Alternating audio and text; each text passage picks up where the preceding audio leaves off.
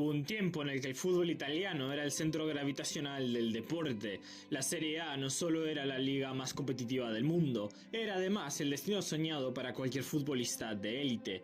Desde los años 80 hasta buena parte de los 90 e incluso principios de los 2000, el calcio representaba prestigio y excelencia. Los mejores defensores jugaban allí, los mejores mediocampistas del mundo querían jugar ahí, y las grandes estrellas del planeta terminaban, tarde o temprano, bajo la Serie A, pero esa Italia ya no existe.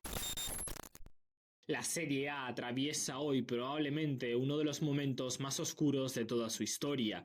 Durante años la Juventus sostuvo artificialmente la competitividad del país, mientras el resto de clubes se hundían entre malas gestiones, crisis económicas y proyectos deportivos deplorables. La Juve mantuvo una estructura relativamente sólida que le permitió dominar el campeonato local a placer y competir en Europa. Sin embargo, aquel dominio también escondía una realidad incómoda. Detrás de la Juventus no había una liga fuerte, sino un ecosistema profundamente deteriorado. Cuando el proyecto juventino comenzó a desmoronarse, arrastrado por errores deportivos, problemas institucionales y una evidente decadencia generacional, quedó expuesto el verdadero estado del fútbol italiano. La Serie A perdió peso internacional, perdió capacidad de atraer talento y sobre todo perdió relevancia cultural dentro del fútbol. Hoy el calcio ya no es la tierra prometida para los grandes jugadores, ya no marca tendencias, ya no impone el ritmo del continente. Y quizás el síntoma más doloroso de todo esto sea la propia selección italiana. Italia, una de las selecciones más históricas del deporte, lleva sin disputar un mundial desde 2014.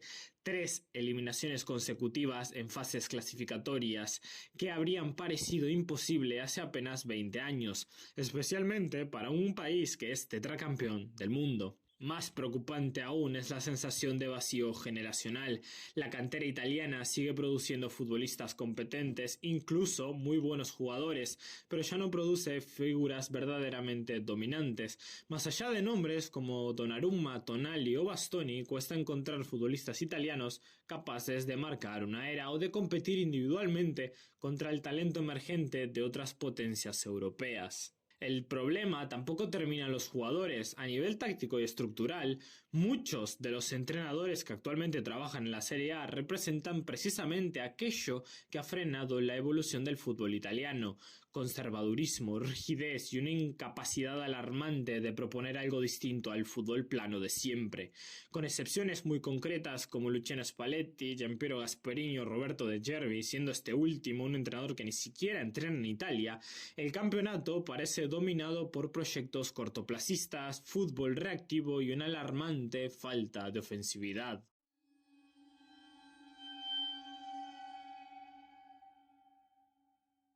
Y es que la Serie A ha entrado en un ciclo interminable de mediocridad, un ecosistema donde la incompetencia directiva se ha normalizado hasta tal punto que ya ni siquiera sorprende. Italia no está en crisis únicamente porque haya menos talento o porque otras ligas tengan más dinero. Está en crisis porque los clubes históricos del país están dirigidos por inútiles. El caso del Napoli es uno de los más claros. De Laurentiis consiguió lo que parecía imposible: convirtió un momento histórico en el inicio de una caída libre.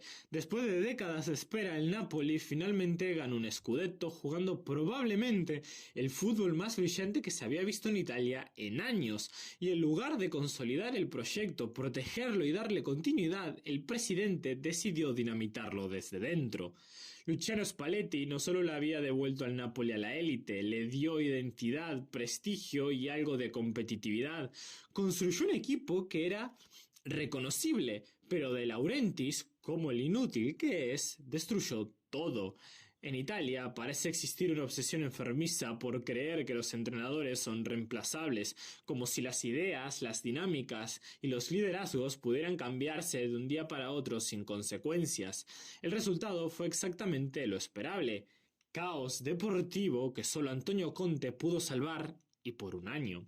Y luego está la Juventus. Porque sí, la Juve dominó durante años, pero también construyó una bomba de tiempo. El fichaje de Cristiano fue mediáticamente gigantesco, deportivamente incluso dejó grandes números, pero institucionalmente fue el comienzo del fin. La Juve sacrificó su estructura económica y alteró completamente su planificación deportiva intentando ganar la Champions. Su obsesión por la competición terminó de hundirlo. A partir de ahí comenzó el desfile grotesco de entrenadores. Mauricio Sarri llegó en 2019 con la promesa de una revolución futbolística, pero no lo consiguió. Tenía una plantilla que no se adecuaba al fútbol que él quería plantear.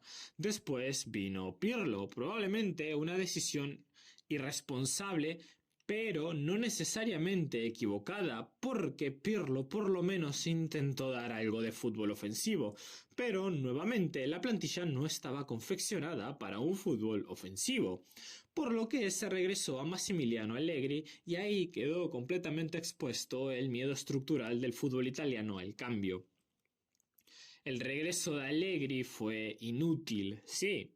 Ganó una Copa Italia, pero el equipo jugaba un fútbol totalmente aburrido y plano. Y lo peor es que la dirigencia nunca tuvo un plan real. Cada entrenador representaba una idea completamente distinta a la anterior. Pero lo más sangrante, lo más aberrante fue el caso de Thiago Motta. Venía de hacer un trabajo increíble con la Bolonia, construyendo un equipo sumamente interesante. Pero llegar a la Juventus fue como entrar al mismísimo infierno. Un club sin paciencia, sin estructura y sin claridad deportiva.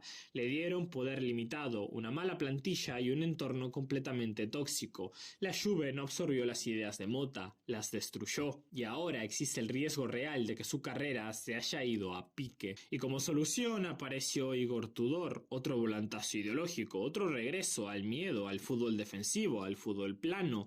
El problema es que ni siquiera eso les funcionó, porque su inicio de temporada fue desastroso y ni siquiera Spalletti pudo reconducirlo cuando apareció a mitad de temporada.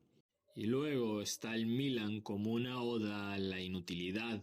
El hecho de que entrenadores como Iraola o Rangnick hayan rechazado involucrarse seriamente con el proyecto lo dice todo. Y gran parte del problema es precisamente la estructura de poder caótica que rodea el club. Nadie sabe quién manda ahí adentro. La persona con más poder, Ibrahimovic, es precisamente la que espanta a Iraola o a Rangnick. De hecho, las informaciones que surgieron eran que precisamente ambos habían dicho que no por la figura de Ibrahimovic, por figuras que intervienen demasiado con la planificación deportiva. Y ahí está el verdadero drama de la Serie A. 3 de las instituciones más grandes del país están dirigidas por inútiles, y mientras tanto clubes como la Roma o el Inter aprovecharon el vacío. La Roma, especialmente con Gasperini esta última temporada, consiguió construir algo mínimamente decente, algo relativamente competitivo, un proyecto que entró terceros en la Serie A. Y el Inter es probablemente el club mejor gestionado de Italia en los últimos años y ha sabido sacar ventaja de la incompetencia ajena para dominar el campeonato. Pero incluso ahí existe una pregunta inquietante. ¿Qué va a pasar con el Inter cuando este ciclo termine? El Inter hoy parece fuerte porque el resto se cae a pedazos, pero dominar un campeonato débil no significa necesariamente estar construyendo algo sostenible.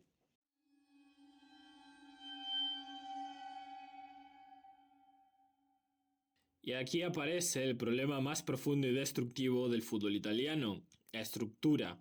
Los entrenadores ya no son utilizados para construir proyectos, sino que son hechos para apagar incendios. La Serie A se ha convertido en una trituradora de ideas, un campeonato donde el resultado inmediato vale más que cualquier visión de futuro, donde los dirigentes cambian de técnico cada 8 meses y donde cualquier intento de modernización termina asfixiada por el miedo, la presión y la incompetencia. ¿Por qué Italia sigue produciendo entrenadores interesantes? El problema es que el propio ecosistema italiano los destruye. Roberto De Zerbi es el ejemplo más evidente, un técnico que es ofensivo, que hizo un trabajo muy bueno en Sassuolo, en Brighton y en Marsella, y que ahora está rescatando al Tottenham de un descenso que parecía prácticamente inevitable. Es acá donde nos queda claro que es uno de los entrenadores más valiosos de su generación, si no es el que más.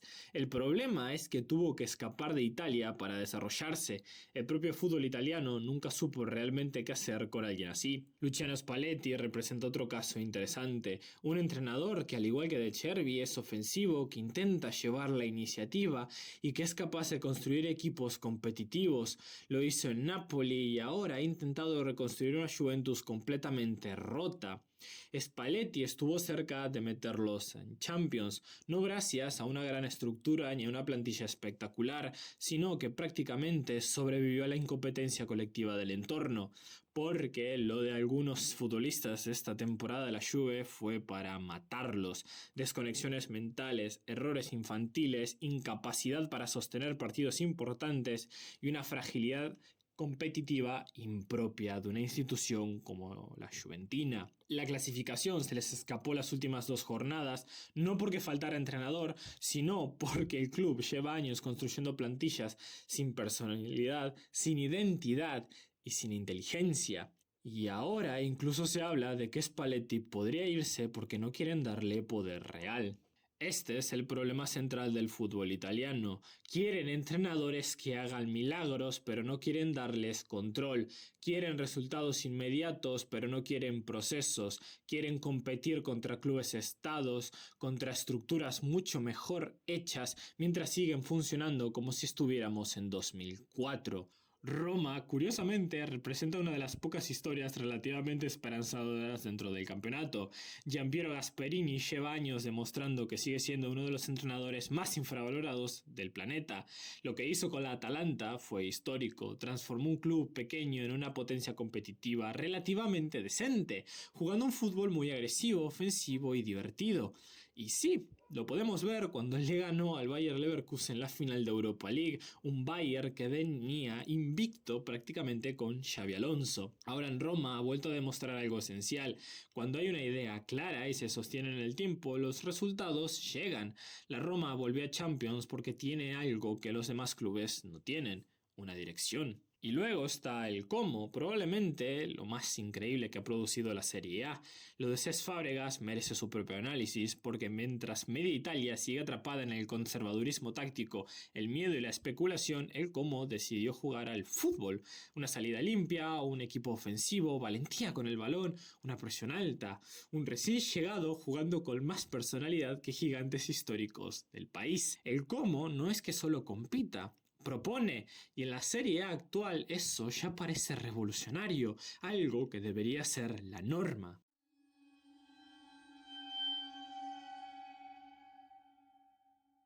Y el panorama es sencillamente desalentador. Y lo peor es que el problema ya ni siquiera es solamente económico, ni siquiera táctico, el problema es cultural. Profundamente cultural. Italia ha construido durante décadas un ecosistema futbolístico que se obsesionó con sobrevivir, con especular, con no perder, con el corto plazo, con el físico, con el veterano de confianza, con el resultado inmediato, y ahora están pagando las consecuencias de haber convertido el miedo en una filosofía deportiva. Cuando uno mira el estado actual de las canteras italianas, lo único que puede sentir es vergüenza. Los números son un asco. La propia Federación Italiana reconoció que la Serie A ocupa el puesto 49 de 50 ligas del mundo en cuanto a minutos otorgados a futbolistas sub-21 elegibles para la selección italiana se trata. Apenas un 1,9% del total de minutos jugados. Es una cifra ridícula, demencial, un dato que por sí solo explica perfectamente por qué Italia se ha convertido en una selección incapaz de regenerarse. Y encima estos pocos minutos ni siquiera están repartidos de manera sana, están concentrados en casos excepcionales, prácticamente anecdóticos. Palestra, Bartesaghi, Comuzzo, siempre aparecen los mismos nombres porque el sistema no produce profundidad, produce accidentes estadísticos. El problema no es que no existan jóvenes talentosos, el problema es que no les dejan jugar. Hay clubes enteros que directamente pasan jornadas completas sin darle un solo minuto a un italiano sub-21. Juventus es el ejemplo más claro, no le da nada, como si el desarrollo juvenil fuera una enfermedad contagiosa que hay que evitar. Y luego escuchas a dirigentes, a entrenadores, a viejas glorias preguntándose por qué Italia ya no produce cracks. ¿Cómo los va a producir? ¿Cómo se supone que aparezca el próximo gran extremo italiano si al primer error lo mandan cedido a Serie B o Serie C durante 4 años? ¿Cómo quieres desarrollar creatividad si cada entrenador vive aterrorizado por perder su puesto tras 2 derrotas?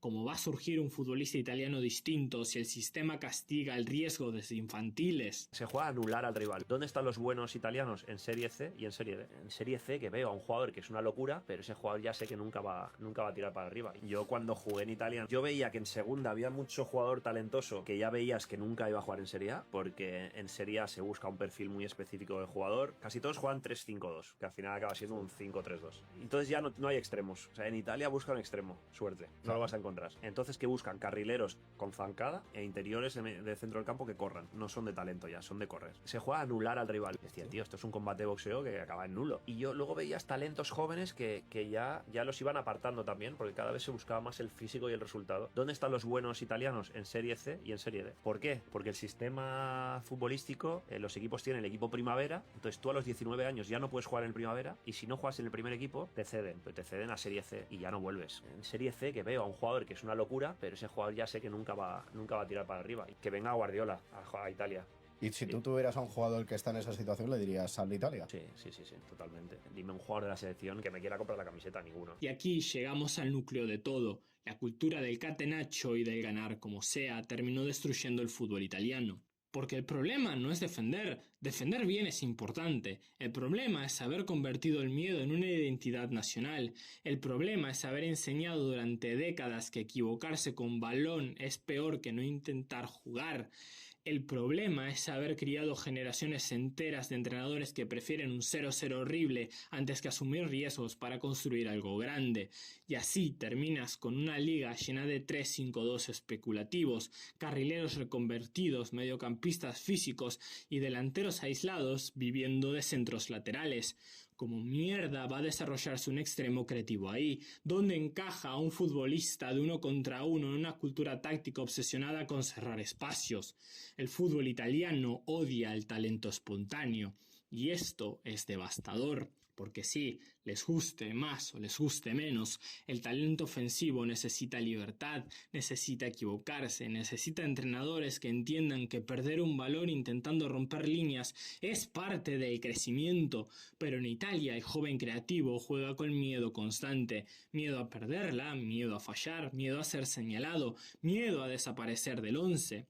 Por eso los futbolistas italianos parecen cada vez más homogéneos, correctos tácticamente, competentes, ordenados, pero raramente especiales.